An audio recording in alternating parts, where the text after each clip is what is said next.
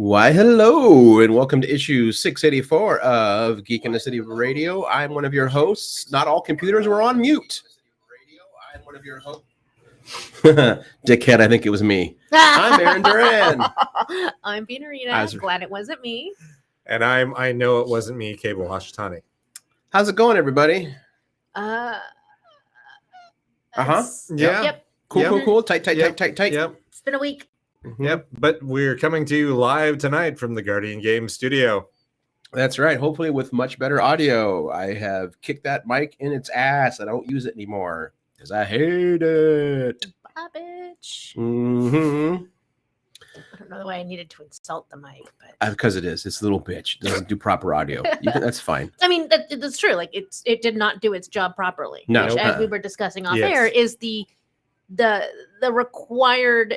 It's like the one requirement to stay part of the team is to. That's right. Do the job. One job. You've a minimum requirement. You're a bloody Mike. You have one. Fulfill your purpose. Job. I have been finding, and I feel like I'm finding this out more and more since 2020, is that I have given, for the most of my life, I've given everyone a pass that they know how to do their job, and they just do their job. They may have off days. They may have days where things don't go quite right, but they know what their job is. They know how to do their job, and they do their job. And because that is how I approach things, and I do my job. I do my job every day. Come to find out, there's a shit ton of people out there that are really bad at their job. Boy, aren't they? And a lot of them fail right up. Yes. Yeah. I don't know why it's taken me this. Like, I feel like I knew that somewhere in the back of my head, but to actually acknowledge it and go, why is none of this happening when it's supposed to happen? Because these people are all bad at their jobs. I think it's because despite having like grumpy old man energy, you're kind of an optimist. I think that you tend to see the good in people, whereas I was in the army and I worked for a micromanager for 4 years. So like being treated like you don't know what you're doing, or like not being trusted to like believe that you are doing what you're supposed to be doing. Not even like knowing how, but like hovering over you to make sure you do it is a thing that I've had a lot of experience under.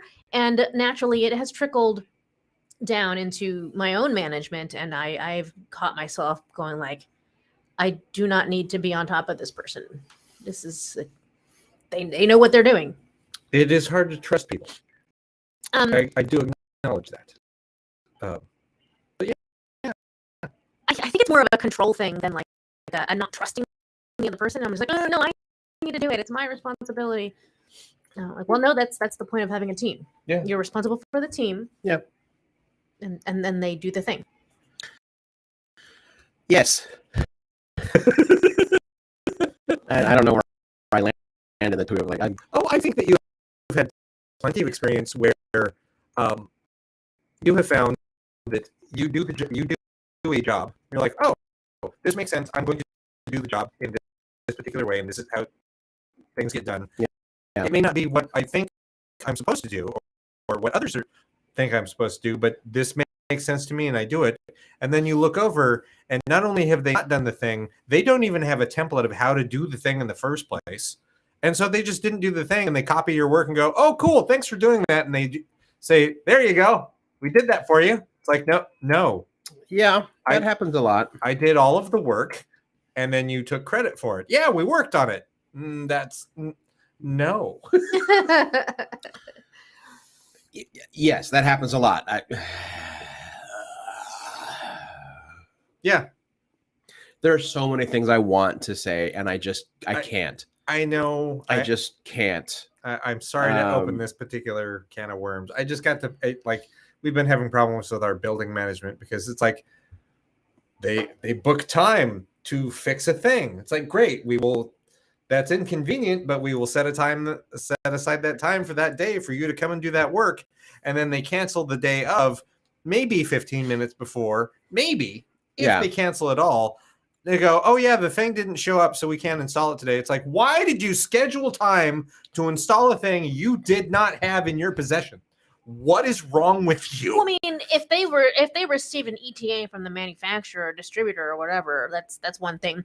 But normally, if it's not going to come that day, you typically get notified, and then they should notify you that happened, so they will not be seeing you today. So, like, that almost makes sense, except when they're like, we're going to do this at 9 a.m. That indicates to me that you already have the fucking thing in hand, because deliveries don't show up at 9 for residences. That's true. It's like, oh no, we didn't have it in possession, and we didn't have shipping stuff. So, but we wanted to get it on the calendar. It's like, for what? You could have saved that calendar time for something else that you actually could accomplish. Yeah, like tracking down where the fucking package was. Anyway, okay. So yeah, I'm getting cranky. Yeah. Sorry. No, I've got Aaron started. I'm sorry. No, it's just I am having one of those days past few weeks. I'm having the brain that's telling me that everyone I know is mad at me about something. Like everyone. Like if I don't get a text reply within a few hours, I'm like, oh, that's right, because they're pissed at me. They're not. Yeah, that's your brain. That's my brain. No, I know. And I've been living with that for like 2 weeks. So that's really fun, especially when most of my job relies on people writing me back. Sure. So super cool, tight. And like I've been watching like online workshops that are free about how to get your name out there more. And they all make sense. I don't want to fucking do them. I don't want to create like an online brand. I don't want to stream every single day. I don't want to be creating content every single day that has nothing to do with what I actually do. It's just to get the algorithm to have more eyes on me. Like I tried to, but little thing here. I tried to actually try to remember here. I was doing something. I don't know what it was. So the software we use is called Restream. They recently added TikTok as a place you can stream to. I was like, okay, I know people on TikTok don't really watch live form anything, but there are people that go live and they'll just tune out when they're done. I tried to activate it, and Restream said, sorry, TikTok won't let you do any of this until you've hit a minimum of 1,000 subscribers on your TikTok page. I'm not going to ever want to fucking build up to that. I want the show to build up to that. I don't want to do it. So what's the fucking point then out of all of it? Like there is no point. If the whole point of getting my work out there more, I have to do all this other content, that means there's no more time to actually do my fucking work. Well, I mean, first and foremost, TikTok is a young man's game. That's if you did want to or did concede to like putting in the work of social media presence, I don't think TikTok is the place to do it. No, you're right. Well, I don't know. But I don't want to do it on any of them. I was saying, that being said, I don't know which platform is correct. It doesn't matter because all of them suppress unless you're giving a lot of money to them. Like Elon Musk has forbidden any other site. If you like, we put Twitch on the Twitter page. They bury it immediately. It doesn't get seen. Facebook buries it because anything with a URL they assume is a money-making venture and they bury it. And don't get me wrong, I used to pay like $20 a week for this show every single week to boost its performance. It did nothing. That's a lot of money for a show we do for free. I know. It wasn't like people clicked on it and went, I don't like this show. Like no one saw the ads. Yeah. There were no different impressions than when I didn't pay for ads. No one saw them. They went nowhere. So what's the fucking point of all of it? Capitalism. To make someone else money. It's like, and I just saw, and we're gonna jump around here. So like Rihanna did the halftime Super Bowl. What you know what I mean? Yep. She's great because she's fucking Rihanna. She's wonderful. She's brilliant. Yep. She apparently didn't charge them for that. She just wanted to be able to wear her own brand and basically advertise her brand on it. So everyone's like, see, don't ever rethink whenever someone says that working for exposure doesn't matter. I'm like, fuck you, she's stupid. A billionaire already. She's already filthy stinking rich, already world famous. Yeah, they can afford to do that. So don't go telling me like, see, working for exposure is worth. No, it's not, unless you're a billionaire already. Which, by the way, there are no ethical billionaires. Rihanna, I love you, but I'm sure your stock portfolio's got some shady shit in it. Mm-hmm. That's my opinion. It's not fact. But you can't have that many zeros in your bank account and not have some like blood on your hands one way or another, by third party or not. You know, it's like, yeah, when you're a billionaire, you're basically playing 6 Degrees of Genocide. Boo. You know, what was that? Ooh, man, that was fun to say, actually. That's a good line. That's a really good line. You should write that down. Yeah. Use that. Well, it's recorded. Trademark. This is true. Aaron Yeah. Duran, Geek in the City Radio 2023. That's right. Woo! Ad infinitum. Yeah. Also, work culture sucks. Yes, it does. It's the bane of everything. Maybe share something good instead. We got something good. We got guests coming on later. Yeah. Yay, my text window died. We're gonna have Jenn Ellis and Keith Baker of Twogether Studios to talk about Illimat 2nd Edition. Yeah. Woo-hoo-hoo. And I told myself I was not going to ask him his thoughts on the OGL kerfuffle because that's kind of done now. I mean, if it comes up organically. If it comes up organically, that's fine. But also, I feel like we've moved on past it. Like whatever. It is a little bit old news, I guess. Yeah, it's done. Yeah, now we're all about wondering if balloons are UFOs, and also the toxic cloud in Ohio that's melting an entire state. Yeah, that's horrifying. Yeah, no. What? See, you don't know about this, do you? No. So remember when there was that rail worker strike, and they were like, "We need time off. We're not, and everything's falling apart." And our glorious pro-worker Democratic president said, "Go back to work or you're fired." I did not hear about this. Yes, that all happened last year. Why do I listen to the news every day? If I'm There not gonna... was, what was it? Hydrochloric acid that was being transported. Give me a second. Something bad. It was very bad. Very A bad. chemical. The train derailed and then exploded. Oh no. So this. No, it derailed. They exploded it before it got worse. Oh, okay. Like it didn't explode. It was that they vented the gas to set it on fire so it wouldn't explode, which would have been worse somehow. Mm-hmm. Right. So controlled fire, essentially. yeah, but it was carrying vinyl chloride. That's bad. Yep. That's kind of how you help make mustard gas. Yeah. What else do we use it for? Probably cleaning. It's got chloride in it. Some kind of hydrogen chloride. Yeah, that's not a good thing to just let out their whammy zammy. No. So it's gotten into the Ohio River, which is the drinking source for like 800,000 people. Yeah, the and town, it's literally acid rain. The town was East Palestine, Ohio, and it's in between Philadelphia and Cleveland. Yeah. Yeah, we basically made a new version of Silent Hill, but it's coming from the clouds instead of underground. By the way, that's also a real town that is still on fire in Pennsylvania. The town of Silent Hill? No, they base it on it. It's a town, I believe, in Philadelphia that a coal mine caught on fire underground in the 70s. Yeah. It's still going. The town is dead. I did not know that. Yeah. And it's still on fire. It's still on fire underground. They don't know when it will actually ever stop. The coal is still burning. Right. Yeah. Right. That's wild. And because I'm not done terrifying, you know that eventually the core of Chernobyl it is still burning. It will get to the core of the earth eventually, and they don't know what will happen when it does that. There's so much I didn't know. Yeah. I could be a little bit wrong on the Chernobyl thing, but I don't think I am. But yeah, acid rain in Ohio. Like, yeah. And it's like a green, literally, if you were watching this in a superhero movie, you'd be like, come on, stop. No, I mean, acid rain is a thing. But like, I don't know if it's like melting. I mean, it's probably slowly melting things, but like, yeah, it's bad. But let's keep talking about balloons. Sure. Mm-hmm. The balloons I hella been hearing Don't get about. me wrong. I'm tired of hearing about I love a good potential UFO story. It's not UFOs.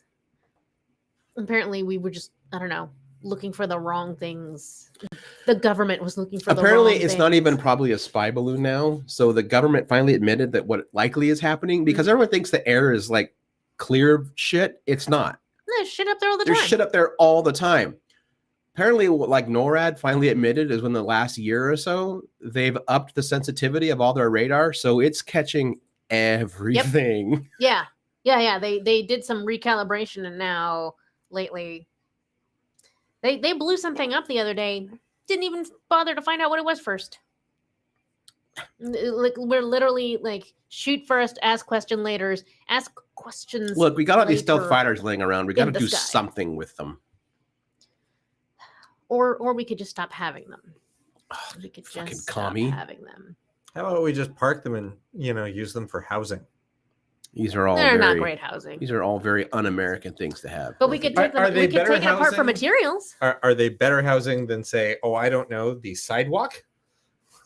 I mean, they might come in handy now. I bet you can stay under acid rain under an arm of a fighter. That's true. Let's take them to Ohio. Turn them into housing.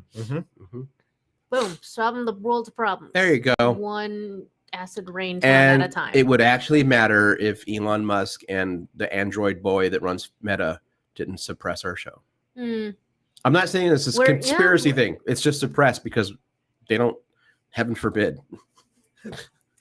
Anytime I hear conspiracies or about conspiracy theories, all I can think of is Justice League Unlimited, where they introduce the question. The character, not they introduce a question. Like the character of the question, and they're giving him shit. It's like, you're just in this weird, you believe in all these conspiracies. He's like, conspiracy. There's connected. Just one. So which is the one umbrella conspiracy? It's always follow the money. Yeah. Always. Follow the money is not a conspiracy. It's how you get to the bottom of something. What's true. Yeah. Anyway. But that's also when you figure out it's all connected because of money. Yeah. Oh, for sure. Yep. Yeah. I still want the obsession with the acquisition of wealth for the wealth's sake declared a mental illness. We're getting closer. They recently did a study and released a study on how wealth reduces your ability, your own levels of empathy. Yes. I remember reading that study. Yeah. So step one, acknowledge there's a problem. That's why they also think that if you're driving a beater car, you are more likely to, and you hit something like another car, you're more likely to stop and swap information than if like a rich car sideswipes you. They don't give a shit. They just drive on. Oh yeah, I know that for sure. AKA, that's like, I learned that living in Lake Oswego for 18 months. Yeah, Lake Oswego is where a lady was like, this was at a vet's parking lot. Lady was, I don't know, handling her dog in the back seat, hip checked the door, the passenger rear door or whatever, and slammed into, banged up against my door. Oh yeah. And she did and said nothing about it. Yeah. And then now there's and this was like a brand new car at the time. It's very annoying. Well, I see one of our guests is kind of in our waiting room. So let's take a quick break and then have them on. All right. That sounds great. All right. Welcome back. Let's bring on our guest. I know eventually we said like, we'll take real breaks, but we have a guest. I don't want to walk away from her for 10 minutes. Right. Yeah, that'd be rude. All right. This is not that time.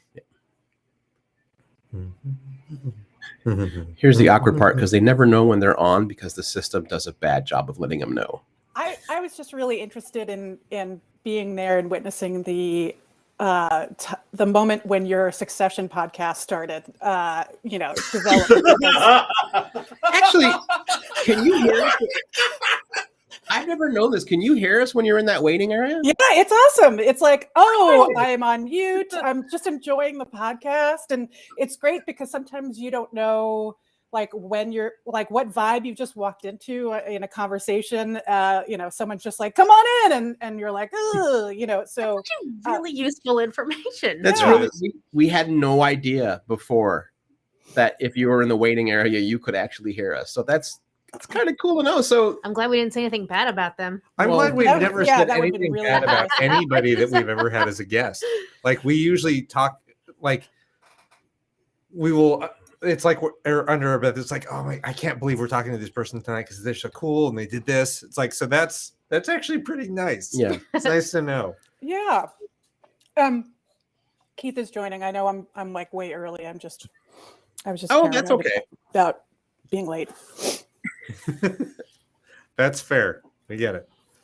Well, it's easier for you because you're in the same time zone as us. Yeah. He's only an hour ahead, so happy Valentine's Day to everybody. Yeah, Happy Valentine's Day. I'm having a gin and tonic. That sounds excellent. Denise procured us pub beer from the Guardian Games bar, from right around the corner from us. That's right. It's not inside called of that. Guardian Games. Nice. Killer. Wait, is There he he now is. in? But I can't. Oh, he is. All right, let's have Keith on now as well. Hello. Hey. Hi all, I'm having a Cherry Coke Zero from a can. You're in Utah where alcohol goes to die. Oh, That is correct. But they have That's those right. like really cool soda stores that Keith is now They becoming like a do. big fan of. Yeah, they do. Fancy soda places. Or they refer to it as dirty cola, which sounds way more exotic than it really is. Ooh, It's just like, yeah. that sounds like an alcoholic drink. yeah, Right. no, it's just like Very a, misleading. Well, it definitely is to give you that experience because it's like one of those drive-in places and you order things like, well, I'll have a Coke Zero, but with coconut extract and, I don't know, cherry cordial. Just all kinds of wacky, weird stuff. That sounds delicious. sounds really good. Mhm. Actually, It is actually really good. I've been going there all the time. the That was amount my of, favorite like, part about Atlanta was the Coca-Cola Museum and all the flavors you can try at the end. Yeah. The amount of like elixirs and syrups in our house has increased like tenfold since visiting many of those places. Because I've discovered, all the recipes. I'm like, okay, I need an Evel Knievel, so there you go. Got to make one of those myself. That's Dr. Pepper with raspberry and vanilla syrup, and then some whipped cream on top. It's called the Evel Knievel. It's an Evel Knievel. Oh man, I need to write that down. I jumped this. Like I said, if you're in a place where people can't drink cocktails, they got to have something fancy to have silly names. Follow true. Geek in the City for Keith's recipe for Evel Knievel on Yeah. episode 684. Just realizing that I have zero idea how to spell Knievel. I think if we just type in evil and attempt Knievel, Google will say, "Did you mean Super Dave?" Except Yep. it's not evil, it's evil. It's EVEL. Oh, I Apple. didn't Yeah. remember. Yeah. Hmm. He's not a bad guy. I mean, come on. Yeah. No, he was cool. I never knew it was it was not evil with an I. Yeah. I never really grokked that myself, so we're on the same page. I figured that was his You're not name. Yeah, Isn't that Evel. his Yeah, actual short name? for something. It was short for the devil, but they Yeah. cut the D off. And he's not evil at all. He's He the works devil. well in the Midwest, so yeah. Oh, that's right. That's right. I know we've already started chatting, but I do have a formal introduction for y'all. Oh. All right. It's very So fancy. Keith Baker is the creator of the Dungeons and Dragons Eberron setting, and alongside Jenn Ellis, they own and operate their independent game company, Twogether Studios. That's T2 with TW, right here in Portland. And as well as developing a card game for the very popular Adventure Zone podcast, Twogether Studios is also responsible for favorites of this show, Gloom and Illimat. And so today they're here to talk to us about the Illimat 2nd edition. Woohoo! Welcome to the show. Hi. Yay. Thanks for joining us. Yeah. Yeah. And I- scene. I did my part. So I have a confession. Every time I have an opportunity to play Illimat for the first time, something prevents me from doing it. Yeah. Like a spirit, a specter comes over you. Or... I have been involved in like family, like from the most mundane of like, oh crap, man, I forgot to pack it, to oh crap, someone in my family just got rushed off to the hospital. Yeah. Okay. Continue. Yeah. I mean, first off, that just may be because Illimat is spooky. Like there may be something going on, and I recommend. I don't know if you agree with this, Jen, but I think the thing to do is just play it for the second time. Just skip the first time, exactly, and it'll probably work fine. Why didn't we think of that? There you go. Because we're not professional game designers. Yeah. Just Pope Gregory that shit and just rip some days off. And whenever things aren't working out, we just change the rules and it works out. Perfect. That's how they beat us almost every time.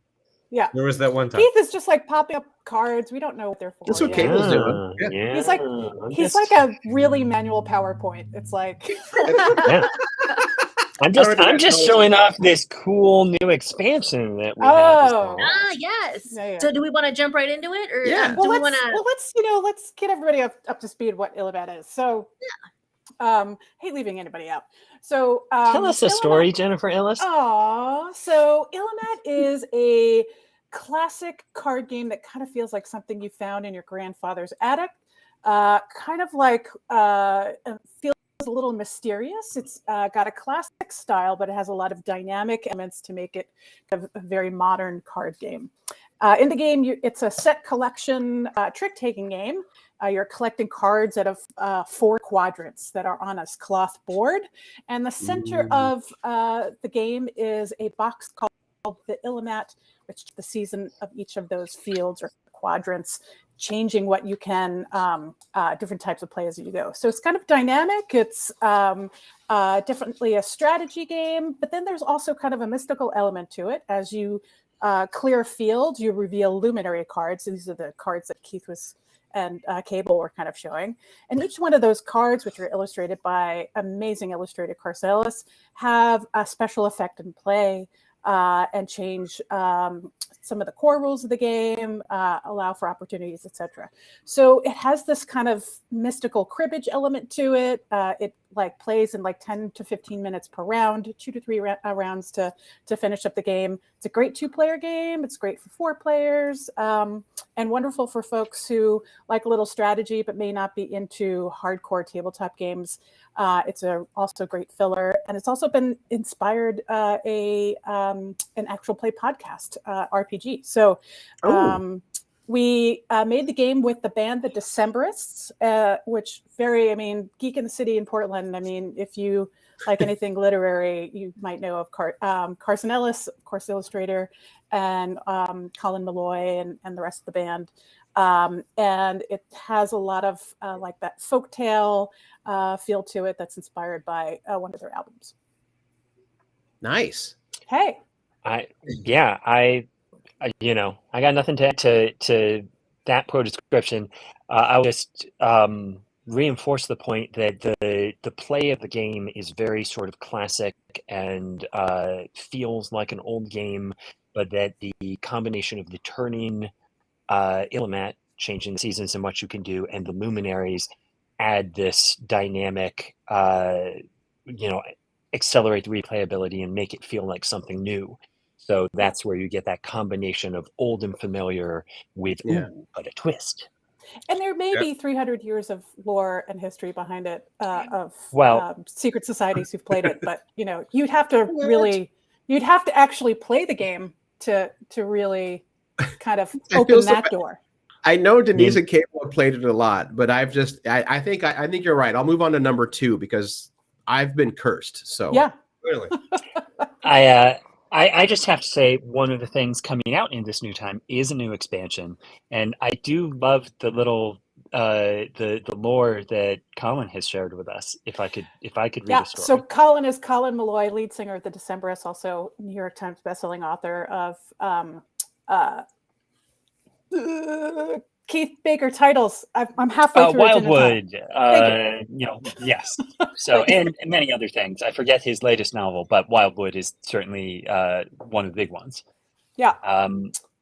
And he turns out to be a learned scholar on all matters Illimat, and has revealed the history of the False Baron set, our new expansion. Ooh. So, can I give you a dramatic reading? Absolutely. Please. If we had lights to turn down low, we would. Yeah. But then people get mad at us. Oh, ooh. Spooky. This set of 6 Luminary cards is a faithful reproduction of the original False Baron set based on the surviving records, lithographs, and other artifacts. It has been done with the full cooperation of the executors of the Van de Grave estate. Any extant lawsuits from distant family members are either totally without merit or in the process of being settled out of court. There is some dispute as to the origin of the False Baron set, but most documentation inside the Society of Luminaries agrees that the Baron Alexander van de Grave III, with the blessing of the Society of Luminaries, had this set made for his eldest daughter, Lady Elaine van de Grave, on the occasion of her 15th birthday. During the Greco-Hungarian War, when the Van de Grave's house was occupied by the revolutionary wing of the People's Egalitarian Front, Lady Elaine wagered her family's freedom in an around-the-horn game of Illimat against their captor's commander. She struck the winning blow, it is said, by playing the Universe Luminary and clearing the entire board in one play. This so angered the commander that the family barely escaped the house with their lives. The set of Luminary cards remained in the commander's hands until the end of the war. It was used in countless games during those campaigns, always under the name the commander gave it, the False Baron set. When the Van de Grave family finally resumed possession of the set, the Lady Van de Grave continued to use the name in remembrance of the family's ordeal. Oh man, that was so cool. Including the famed, oops, that was not the one I was Yeah, wanting. we don't just put 6 cards in a package, guys. Yeah, the famed universe. Oh, that's the astronomer. I'm getting all wrong here. No, There's I the wanna see universe. Whoop. My blurring effect is not helping, but it's still cool. Whoa. Nice. It's a heap of fun. That's this week, right? It came out? It will start shipping tomorrow. We're having some fun times with our fulfillment company. Welcome to the 2020s, everybody. All the stuff is sitting there. It just got this little flag on the. I had a book delayed for almost 3 months because they were just sitting in a container. Yep. All right. Yeah, that's why I didn't jump in Folks, with the dates. Oh, sorry. Because I knew that it's like, oh wait, things happened. So right. Now, is this just an expansion or is it like a second edition also? Is this a place someone could just jump right in and get a new set? So if you already own Illimat, you don't have to rebuy Illimat. But we are, but the core game is we've kind of updated the rules a little bit for some refinement and clarification. Changed one little component. Changed some of the material that we use for the playing card deck so that it's a little bit more lasts a little bit longer because people play a lot. And that's about it for the game, but it's second edition because we did make a couple of rule changes in the rule book and wanted to make sure that we clarified that. And then we've also reprinted Brainwife expansion, which is new for some people because it's been out of print for a little bit. And then we have the False Baron, as we were in litigation for such a long time with that estate. Yeah, it's very tough. It's so nice for it to have the light of day. So each one of those expansions add different luminaries, and all those luminaries are interchangeable. The expansions are just $12 and the game's $29. Oh, nice. Yeah, it's a very affordable game for like how much use you get out of it. And I can say that for as long as we've been selling it here at Guardian, that it's been one of those that we buy it in as many quantities as we can because we still sell several copies a week because it's one of those things like, I heard about this game. It's right here. Here you go. It's like, what can you tell me about it? What have you heard? This. Yeah. All true. It's all true. There's now a little QR code snuck in the back that will play a little video of what's inside, which helps people because it's a small box. I mean, one of the things is that people are doing this a little bit more now than they used to, but it used to be just like, if you want to have a $30 game, the box has got to be this big. And right. And the design challenge, one of the design challenges of the game was how to make it feel something old that has been through time. And, you know, if you have traveled around with your game and if you've been a miner on the Yukon Gold Rush Trail with it, like you're going to not have a piece of cardboard in a box, you know. So the board is cloth that folds up. The box itself is actually a component in the game. So everything is kind of useful and compacted. So for us in the modern, it's wonderful for travel and kind of taking it around with you. But we use every piece of the real estate inside the box to kind of bring it with you. So yeah. One of the things I love about it, just sort of going back to that, trying to make something that feels old while still being useful, is the art on the luminaries. As Jenn said, done by award-winning artist Carson Ellis. Old games don't really have a lot of text on the cards, like you're used to seeing the rules on the cards.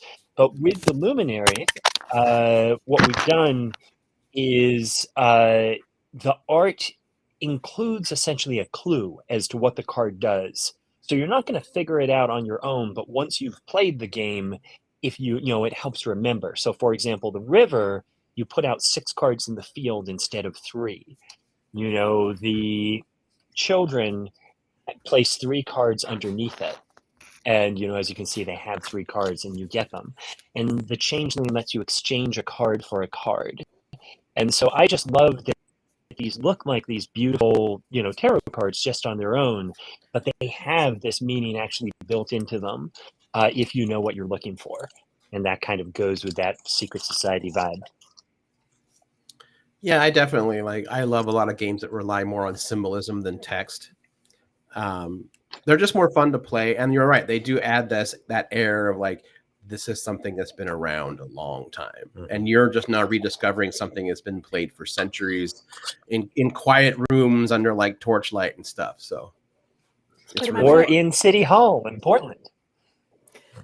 Oh, yeah? Oh. Yeah, there's an old story there that kind of, I have to say, if you read the article now, there's a little bit of an undertone that I don't really want to like fair enough. The story all that much. But yes, the people of City Hall played it and somebody thought it was witchcraft and got upset. So those people make me sad. Yeah. Was it Ted Wheeler? You can say if it was Ted Wheeler. Well, again, We're the huge cards fans do of have him a here. very like mystical, maybe not, they got like an esoteric vibe. They also remind me a lot of the cards for La Loteria, which also, Yeah. I mean, granted, those cards like don't have like corresponding actions, but it's all about the art, right? Right. It doesn't. Well, I'm pretty sure Illimat hasn't caused people to break out in fights at the dinner table. You don't know that. I bet that's not true. Okay. I've seen some drag out stories balls over Lotteria. So there's a sabotage that happens. There's some cutthroat stuff that happens, and a lot of couples play it, and we get a lot of emails and requests people to have like, you know, special things, or they're tying Illimat into their wedding or a baby birth announcement. We really need to like come up with something to give people or something, because it's a total honor to be like at that stage of, you know, like to be a part of someone's wedding. But anyway, so the there's a piece that you wager in the game called Ocus tokens, and they're like little charms, and they're supposed to represent you as a player, like something that is personal to you and whatever. And one story from the internet is a couple, a wife got or somebody who was engaged to player 2 got so mad at the other player that they took off their engagement ring and threw it at them. And the guy said, "Oh, look, a new Ocus token." So,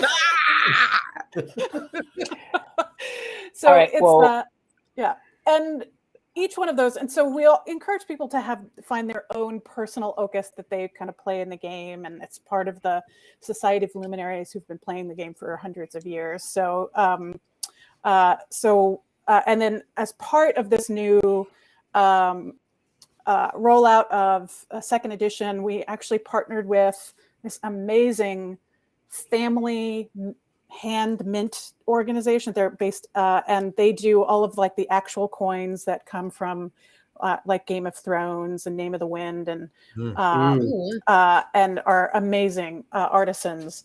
And they made a brass coin for us that is part of that has some in-game properties. So there's some new little things that we're adding to.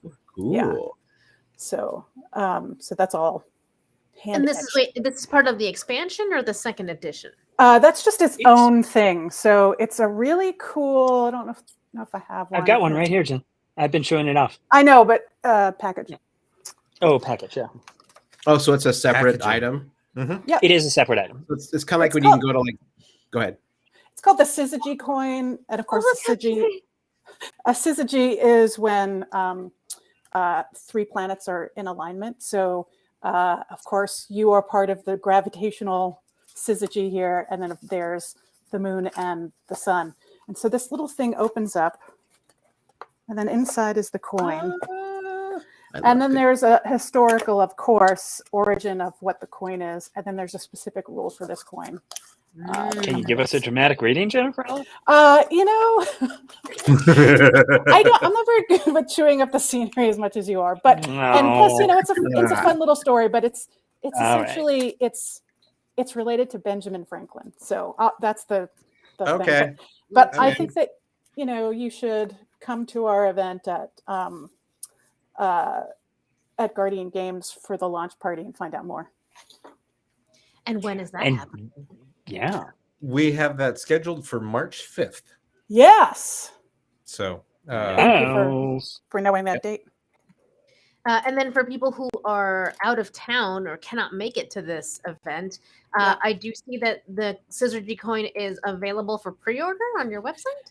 Yeah, and those will start shipping in within 2 weeks at least. So excellent. Oh, I can make it on the 5th. I will be back from Emerald City by then. Mm-hmm. Speaking of your website, this is something that I more recently learned because I guess I just don't go to websites that often. But not only is there the game, the expansions,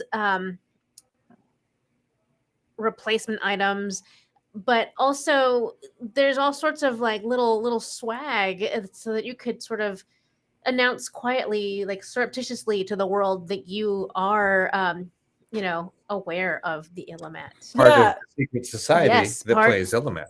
I mean, yeah, look at that. like your initiate pin right there. Yeah. So there's of course multiple levels of the Society of Luminaries, and each setting, and it's not like it's certainly not a cult. No. But there are different levels and different pins that go to different levels, and from initiative to the luminary matriarch, who no one really knows who she is, but yeah, it's very fun. Jennifer Ellis, but looking at the universe bundle, that looks very appealing. The universe is like packed. Yeah. It would be easier to believe the statement of it's not a cult if you had not also led in with we are part of people's wedding announcements and baby announcements. Honestly, the moment you say it's not a cult, you've already. And there's a lot of people with tattoos of Illimat components on their bodies. Not a cult, but not a cult. Yeah. Way to becoming an organized religion, maybe. That's true.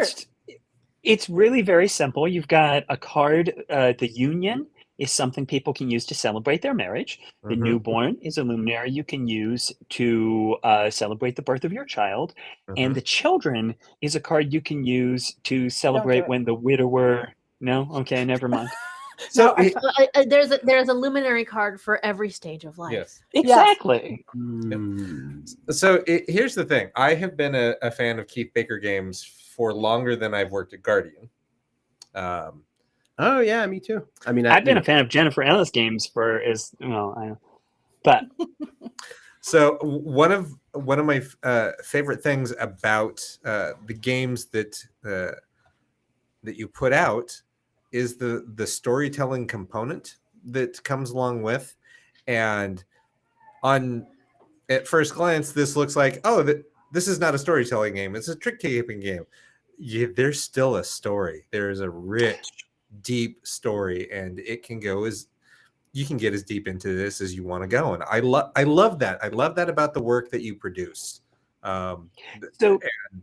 Yeah, that's definitely something that's important to both of us at Together Studios. But as you said, it's a different sort of thing. On the one hand, you have tabletop role-playing games, like Eberron. You have games like Gloom, or for us, the Adventure Zone, which to me captures that same energy of Gloom, of saying, here is a solid, simple game, but what's really going to be fun about this is the stories it helped you build, and things like Action Cats. Then Illimat, to me, as you were describing, it's not that it is a game about telling a story. It is a game that makes you feel like you're part of a story. Like it feels like it's drawing you in. And so for both of us, correct me if I'm wrong, Jen, that's sort of what's important to us, is how does this make you feel, connected and to a story?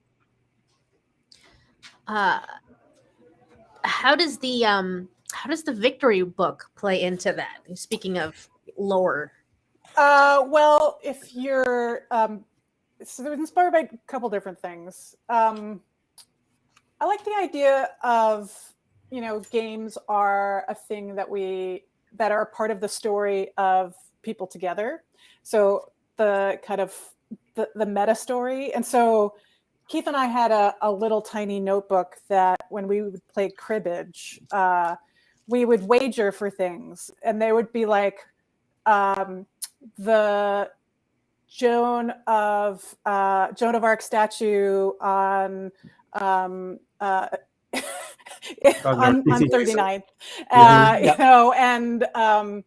and every time if you won, every time you go past it, or if you lost, every time you go past it, you'd have to sing the French, national anthem. So like just different like things that we wagered based on, winning streaks and stuff.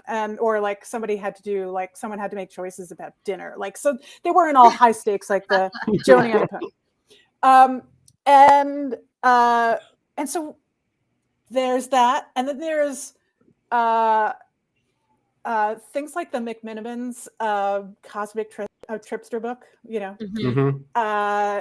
and we just got inspired by that and said, well, if Illimat is a game that people are playing over and over again, like there's different things. There's different, like, who you played with somebody else and they brought their own little token, or remember that one time you threw your wedding ring at me, and remember that one time, let's play all of these different variants, because if a game is hundreds of years old, people have come up with different little things to play, or maybe our household has come up with different things to play and we wanted to capture that.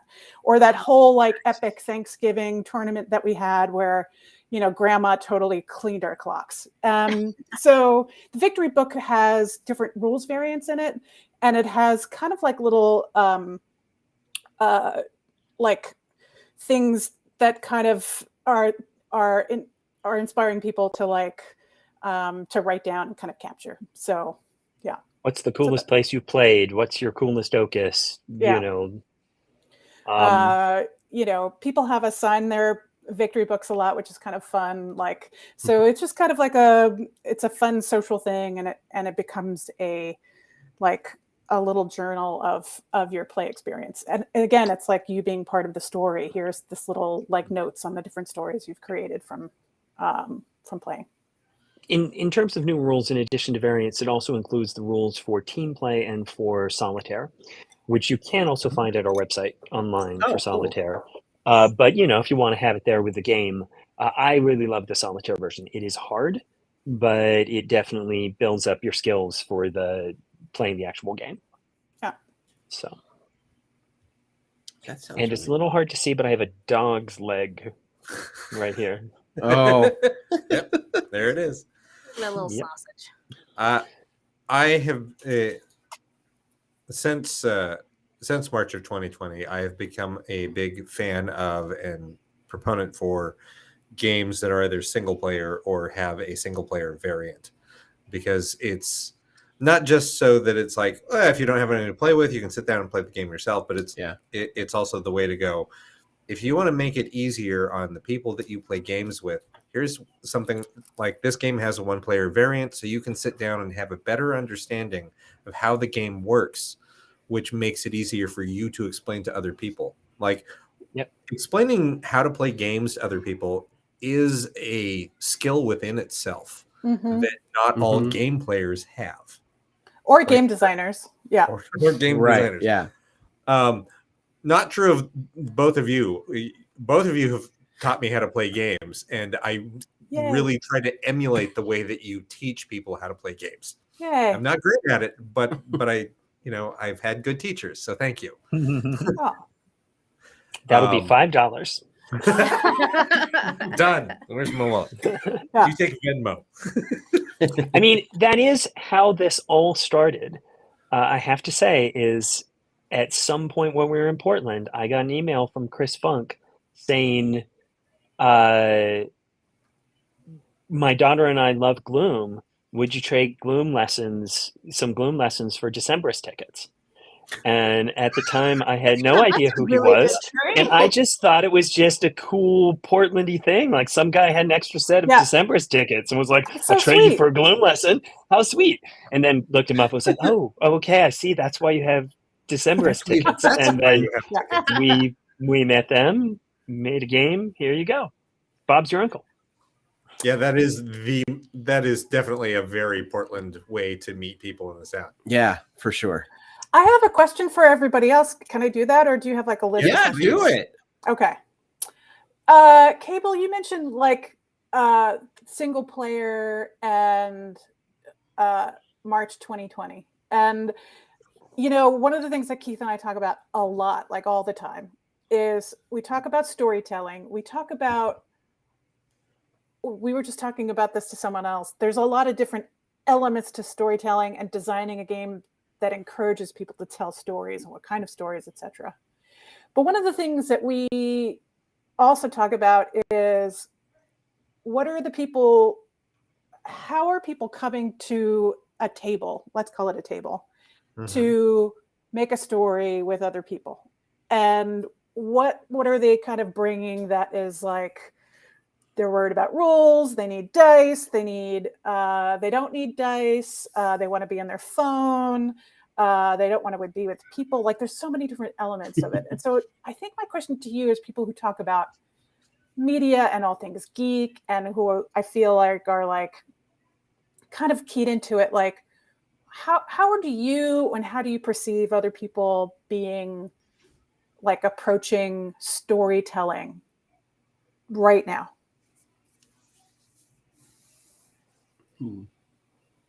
I'm the wrong kid to ask.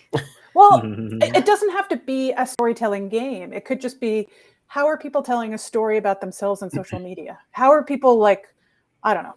Does that make sense? Yeah, I think so. I don't know if I have a very compact answer. I feel like in the gaming community, the people have been telling stories and finding ways to tell their story through another character's story has definitely been through RPGs. Yeah, for sure. I know I have been running one with two of the people at this table for the past year. Yep. Although you're both welcome anytime you want to join, yes, you can. And maybe I should refine the question and say, what is it like, since you are in that zone? What is it like? Like, what's your relationship to telling a story together in the last couple of years? Like, how is important it to you? Has that changed in any way, or? I think we've gotten a lot more honest about what we're going through and how it makes us feel than I think we used to be. Like things have been so hard for so long in so many different ways that it's people no longer have the energy to like put a coat of paint on it and sell it in the most positive light. We're being a lot more straightforward about things that are ostensibly negative, and I think that makes it easier for people to connect with each other because they're getting like really down into like the real shit about life. Yeah. I think in the past few years, me personally, and I've seen it with a lot of other gamers and my friends and family and whatnot, the desire to be hyper competitive in games has kind of gone by the wayside. That doesn't mean, games that don't have a competitive nature, like Illimat or even like Gloom. The Gloom has a competitive nature, but it's story based. Right. But the time of like, no, this is a game where it's one for all kind of, or one, I must dominate the board. Like there's been less and less of a desire for that, and more of a desire to just get together and tell a collective story in a place where you feel really safe. Like that's why I go back and forth on. Part of me would love to start a real play show. Yeah. I also know that almost everyone I know who would participate, gaming is a form of emotional expression. And the moment a camera goes on, it's pretty rare the person that's willing to let it all kind of hang out with people streaming it worldwide. And not saying that's not valid, that's a very valid thing to do it. Yeah. But gaming has become much more personal. It's no longer just this fun thing we do every other weekend to kind of do stuff. It's become important. Like I know I've told Cable and Denise this, and my spouse my partner knows this too. Like if I don't sit at the gaming table at least once within a month, it's so weird to say, it becomes emotionally damaging. Like something, it's like something is missing. Yeah. No other. It used to be I could turn to video games for that because it was just an outlet, and it's transcended that now. Yeah, it sounds like what people are saying is like there's a preciousness about that time together. Like, and people have recognized that it's about that time together, and not necessarily about this. It's about the game as medium, but it's but it's not to get all like Jungian, but it's like it's almost like on our reptile brain or some level of our conscious level, like we all kind of miss like sitting around the fire outside and recreating and telling our own myths and creating. I realize now that you're saying Jungian, and I thought you said union, and he's going to say like something anti-union now. What's going on? Like one thing you'll catch on the show is I'm horrible at pronouncing things. Oh no! It's just your, no. I'm sorry, I didn't. That's all right. Momentary confusion. The friends in the chat are echoing, I think, what we all agree with here is that like it has really become a lot more about the camaraderie, the escapism, and being with friends and loved ones and having a good time a lot more than it is about winning or being competitive primarily. I have 3 years of anecdotal evidence from working in this particular store and listening to people's stories, and people just came in here to shop, but they also would just, because they had little to no human contact for the better part of 2020, would verbally process what they were going through and why they were in here buying a specific game that they were buying. Yeah. Because of what it was going to do for their family, for their friends, for their own personal well-being. How like echoing exactly what everyone has been saying. I've heard this time and time again from everyone who's walked in here. There has been an increase in the gaming community to find more cooperative games, to find games that everyone is working together and not against competing each other, and not against each other. It's like I even get that from the competitive players, from the people who are like, yeah, I'm here to play Warhammer and I want to, like putting together an army to beat the other guy's army. But now I also really appreciate the time and effort they put into their army and what they do. It's like, this has changed. It has changed a large swath of the gaming community. Yeah. I think if we start hitting the Magic players like this, I think maybe we know that there's something in the water, but it sounds like a really good thing, a way things are going in the game community, and that sounds exciting. I just have this vision in my mind of the battlefield in the dark, bleak future with, Space Marines facing off against the orcs and then just stopping to say, oh, Oh, I really love the color of your armor there. Oh, that's really nice. I like what you've done with that. It's good to see you. I wasn't sure that you made it off of that last planet that we blew up. Right. Did you do something with your bandolier? Because I like it that way. Yeah. Instead of the grim dark future, it can be the glee dark future, Yeah. or something. Yeah. But, I am going to help you get more blood for the blood god. Sure. Everybody needs a little. I would take any of these valid, completely welcome changes to Games Workshop's lineup than anything that they're actually Henry Cavill. Henry Cavill is the one who's going to do it for Games Workshop. Oh my god! So that's the next person that you need to get on the horn. I do have to ask for all the Warhammer nerds out there, since you did bring up the blood for the blood god. I am just curious: has anyone done a TikTok that is about its corn, and he's a big lump with skulls or something like that? But he's got the blood. It's probably out there. You just gotta look. Yeah. I would bet money that it's out there. Yeah, probably. I can't imagine a more beautiful thing. Corn. I miss that kid. That would be great. Poor kid. I would love that. I might actually get a TikTok account just to try and find that. I'm not going to, but I might. I think we'll film it. We can film it on the Together Studios TikTok account. There you go. I saw him like a week or so ago, like being interviewed again, the corn kid, because he's been on like a tour and does like voiceover for ads.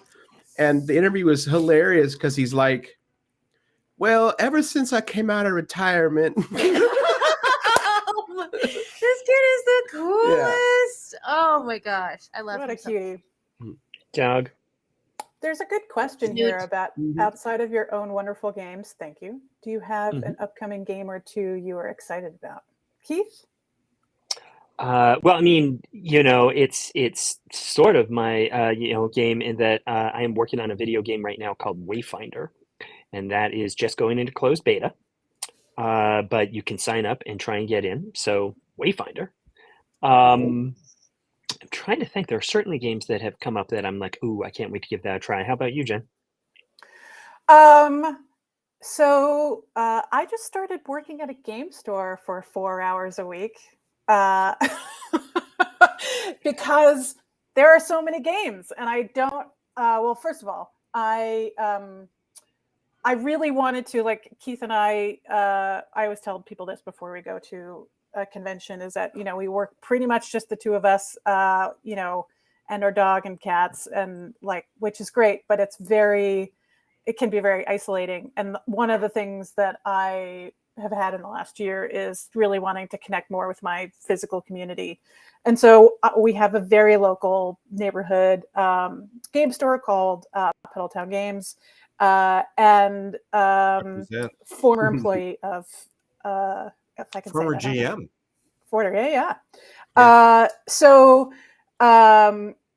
And it's just been great because I talk to people about games that they like and hear why they like them, and getting to know everything on the shelf, because things pass by me all the time I don't really know about, and learn different games so I can talk to people. So today, one of the Oink games, and I forgot what it's called, but it has like a little music component, and you have to keep a beat. Does anybody know the name of it? I'm gonna Google it. So anyway, I want to play this. But I can't hear. I've got my F-Run in. It's not Scout, is it? No. I have Scout. I love Scout, but Scout was great. Clickety Pickety? Yes. Oh no, it's called Hey Yo. Hey Yo. And you play cards to the rhythm, and it comes with this tiny little beatbox that you press, and it's like this little electronic noise thing, and you've got to play cards to the beat. I mean, delightful. I like to be delighted, and so I'm interested in playing that game. But for the most part, when it comes to tried and true games that I play all the time, I do stick to the classics because it's hard not to always compare. It's hard not to always think I wish I designed this because, it's code names, or, something that made it, sold 1 million, and it looks so simple and it's so elegant, and, and I want to be delighted and excited about what's by other designers, but I also don't want to be flooded with opportunities for my brain to compare myself to something else, because that kills creativity. So I do stick to some classic games a lot. I love all sorts of card games and dice games, because there's tons of games that you can play that just with a pack of cards. And we were in Italy a couple months ago, and so we started playing Scopa, which is an old Italian game. And one of the cool things about it is it uses a 40-card deck that's similar to a traditional playing card deck, but it's the old Italian deck. But each province has its own deck.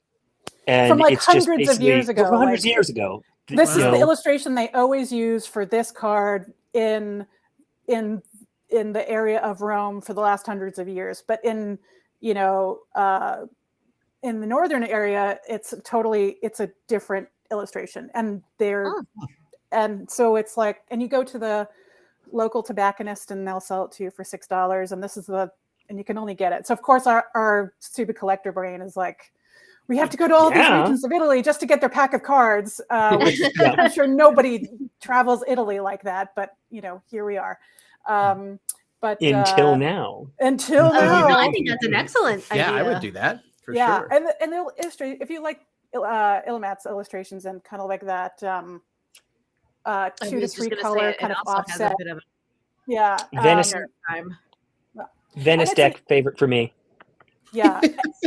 And the interesting thing, and you can see like old men in like sitting outside playing the game, yelling at each other, in the middle of the square in the summer, and it's kind of and it's just like an old historic game. And one of the really interesting things, and this is my geekiness here as far as card history, is that these decks came from tarot cards, which were always about, which playing cards came from tarot and like the storytelling element of it. And it just kind of kept on getting watered down. And so these Scopa decks are kind of somewhere in between. Like sometimes they don't have the number of it. It's like, oh, there's 7 knives illustrated on it, so that's the 7 of knives, or it's 7 of coins or something. And so, and the suits are not, club, and it's other suits. So anyway, it's interesting. Okay. Absolutely. I'm gonna look for this is that like now. a tarot deck. Yeah. An actual headline I just found: Italian card games. What are those Italian men playing?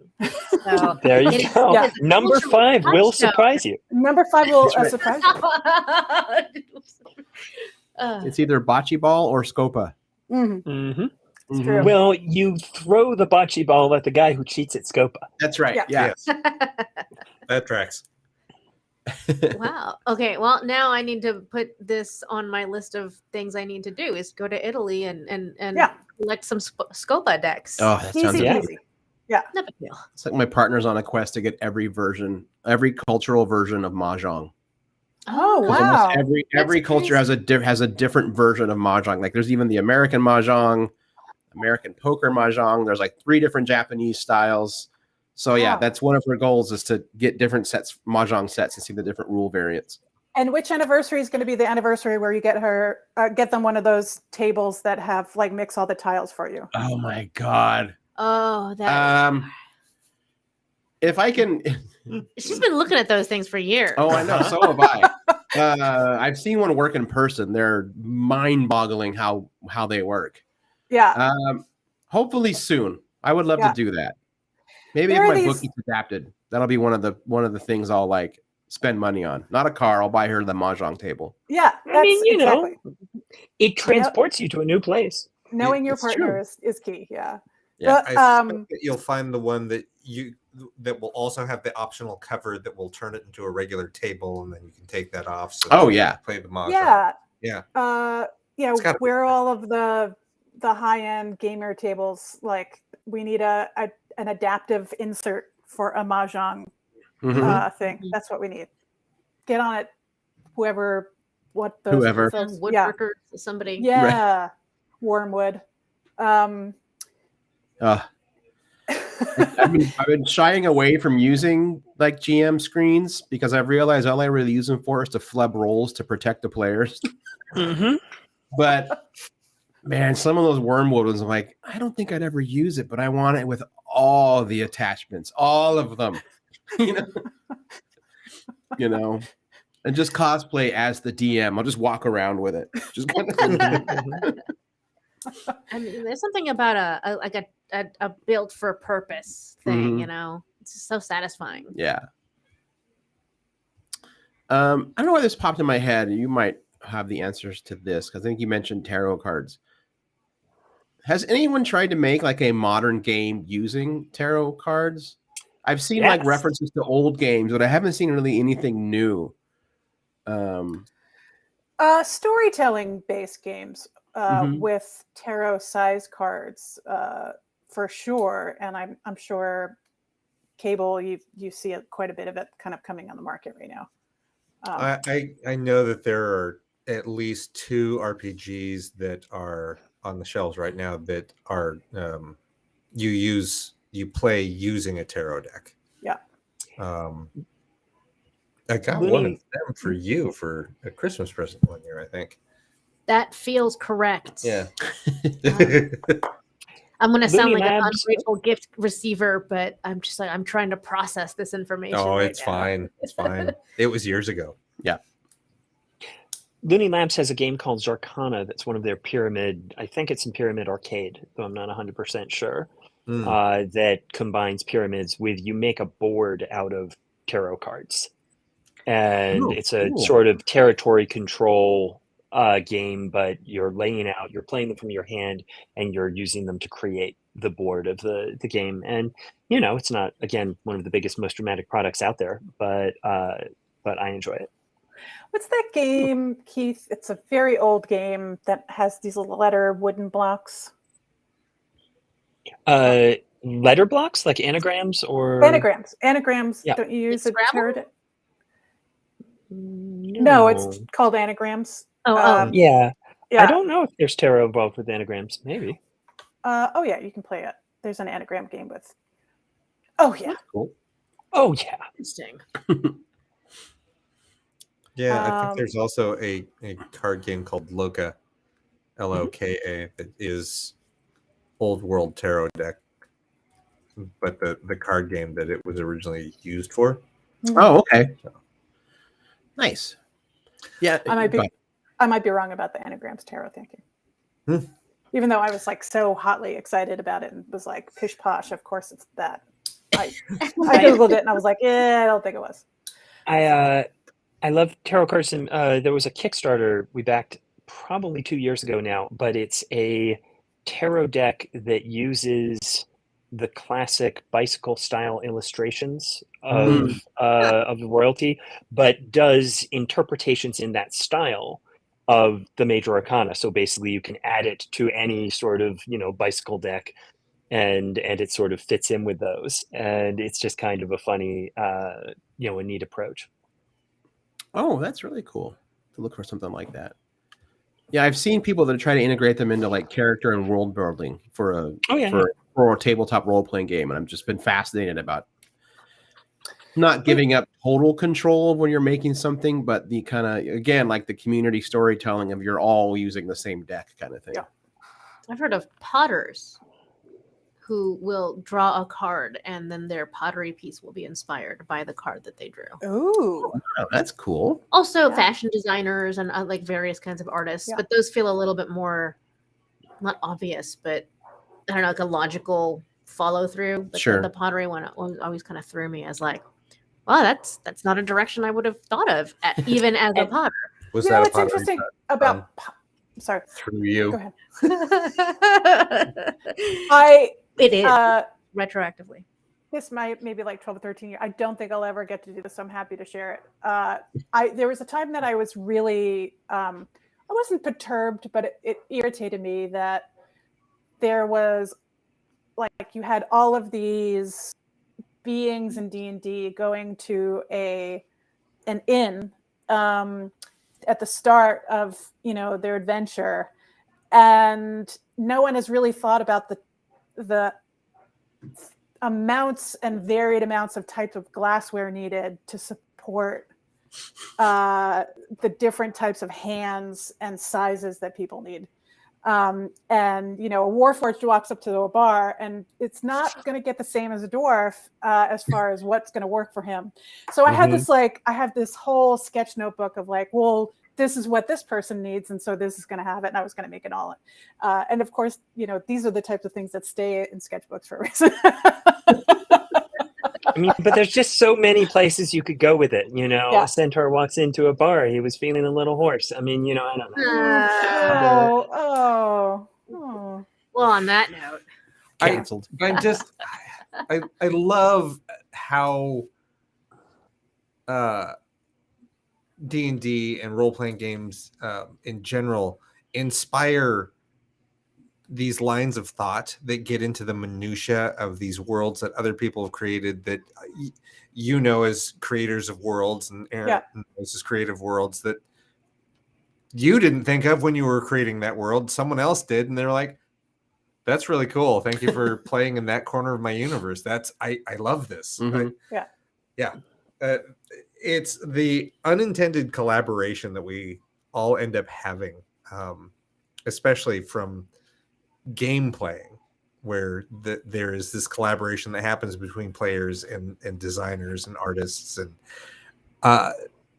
it's sorry, I think I was trying to go somewhere very philosophical with this, but essentially I feel like there's there with your cable. Yeah, we're there. Keep going. I love seeing people get closer and closer to playing games. Isn't going to save the world or change the world, except it really is. The more that we play games together, the more we figure out how to problem solve at the table while we are together before we go back out into the world to actually do the work of making those changes and making the world a better place. So playing games can save the world. I mean, by that logic, it's the same as enrolling kids for team sports and stuff, because it's supposed to build their cooperative skills and builds enrichment for them. It's the same thing, but for indoor kids. Yeah. Right. For indoor kids. Yeah, and a lot less dangerous to your body. That's very true. Yeah, you never. Well, I don't want to say never, but I'm going to say it's very unlikely to get a concussion while playing a role-playing game. Oh, I beg to differ. You haven't seen the dice I use. I mean, we were just talking the other day about space. Duck this is all I have to say. Yeah, exactly. Joking.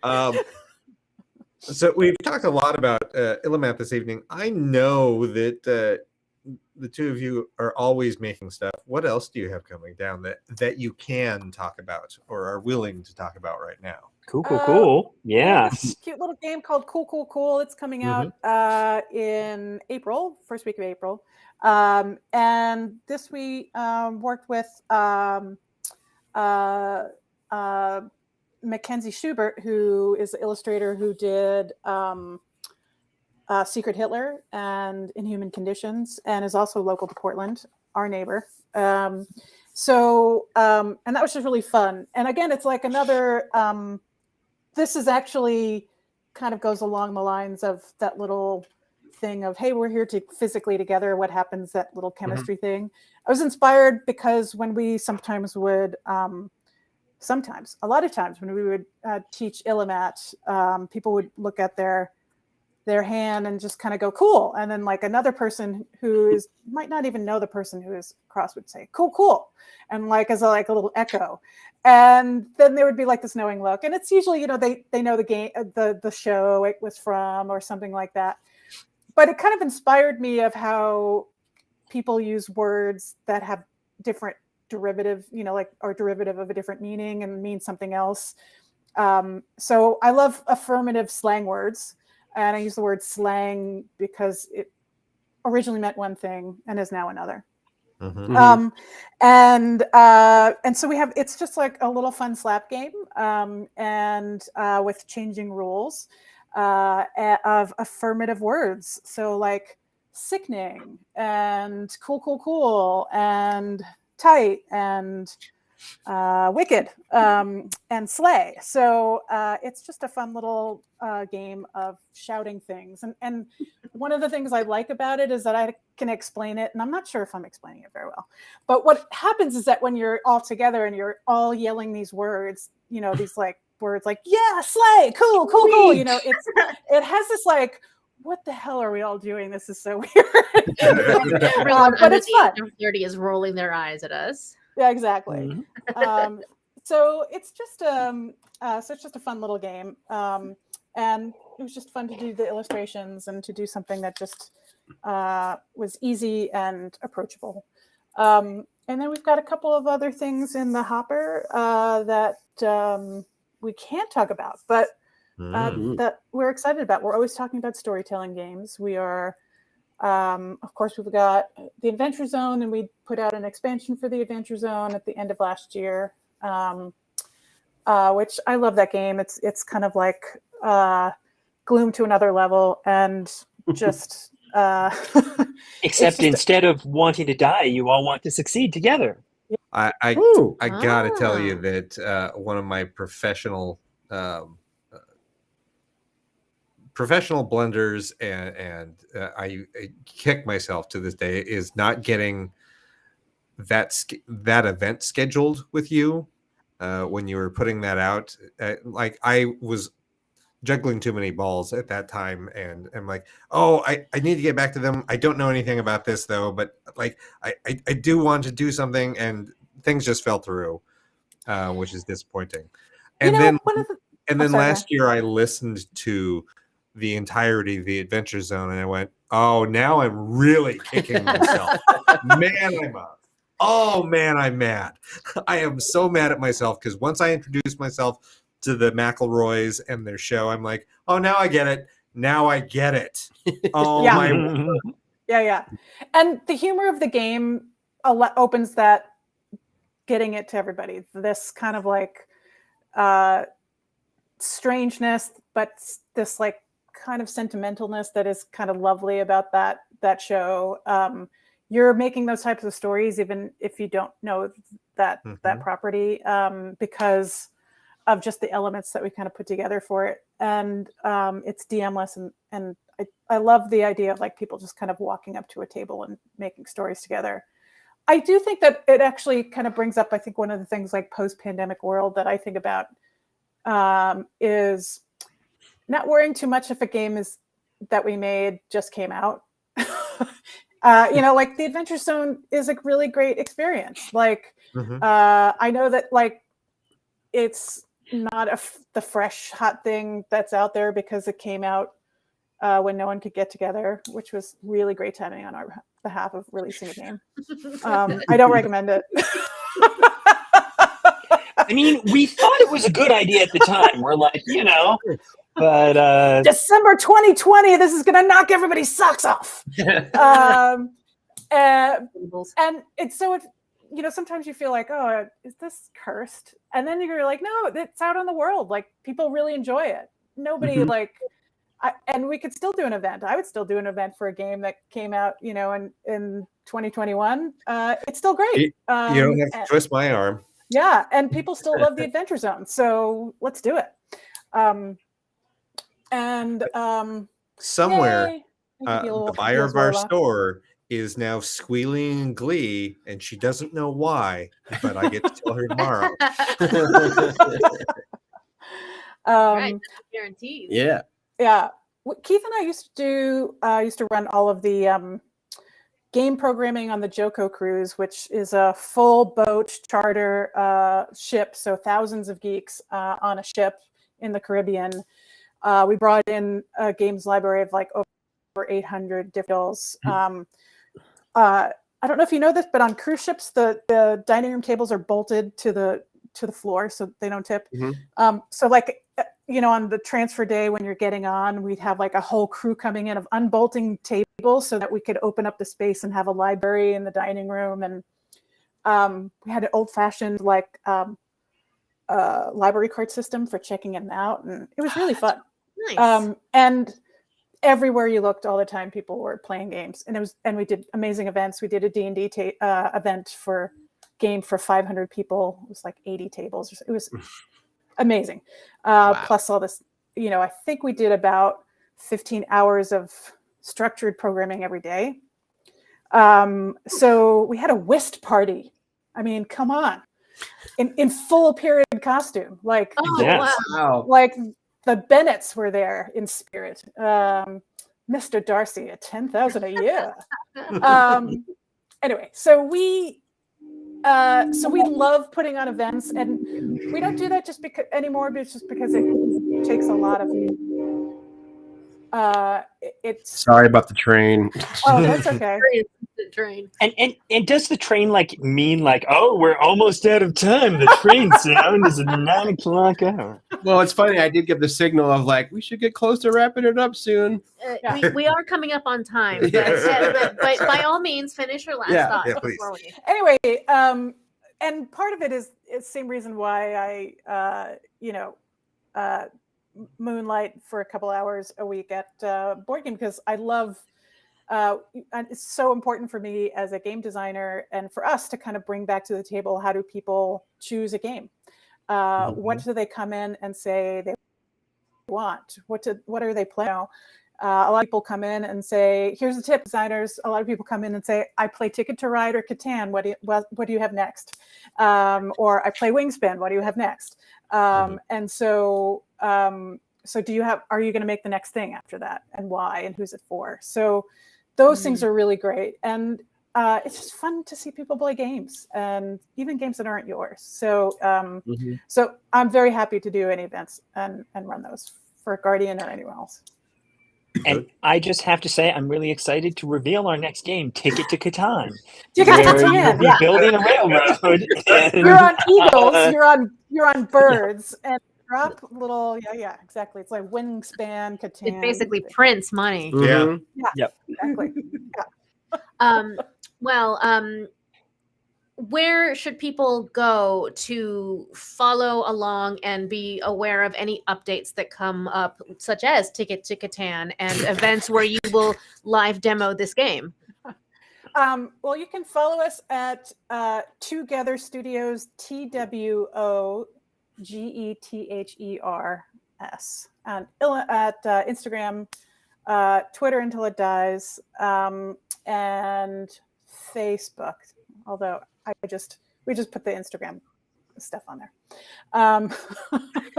And of course, Keith we've got private accounts, but those are the best. But go to togetherstudios.com and join our mailing list. We do a monthly newsletter, and some months we also throw in a free one-page RPG. So it's kind of fun to just do little one-shots.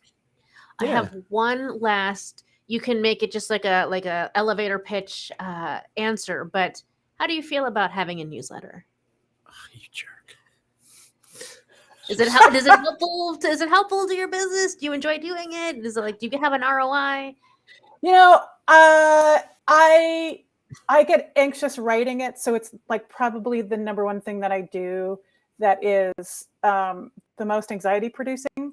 But you can put a post out, and if you're not online for that hour, you can post all day long and you still don't reach your audience. So the most important thing is to establish a relationship with the people that want to see you succeed and are enjoying your games. And the best way to do that, because platforms come and go, is to try to get their email address. That's true. But not bombard them with stuff all the time. Right. Definitely. Yeah. I have a feeling I just really helped somebody out, maybe. I don't know, by saying that. Okay, good. Yes. We were complaining about that before the show started. I wanted to prove a point, I guess. I used to do a newsletter 20 years ago. I'm I want to go back to doing a They're newsletter. coming back, baby. And it's super simple. I try to keep it to 2 to 3 different things and add something that brings people, add something to their day. Here's a free RPG. Here is a little video that we did for you. Here is, it's just stuff. And if people don't really want to read it, they'll just ignore it. And so You might as well just do it. But at least no one is suppressing your emails. Okay, you made your point. Selling past the close. All right. I'm thinking of one-page role-playing because I think right now my favorite one-page role-playing game is The Ghost of Jonathan Frakes is asking you a question and you must not answer him. That's a good one. Oh, I'm fascinated. We're going to have to talk about this next It's week. though. ridiculous, but it's pretty good. Actually, one that we do is Dadlands that we worked with on a very limited level with the McElroys, and it's about dads, and you have to reach into your fanny pack to come out with different things. So it's really fun. All right, nice. Oh, the Excellent. Thank you for Dadlands. that. Oh my God, the Keith, Dadlands. it was already familiar. Oh boy.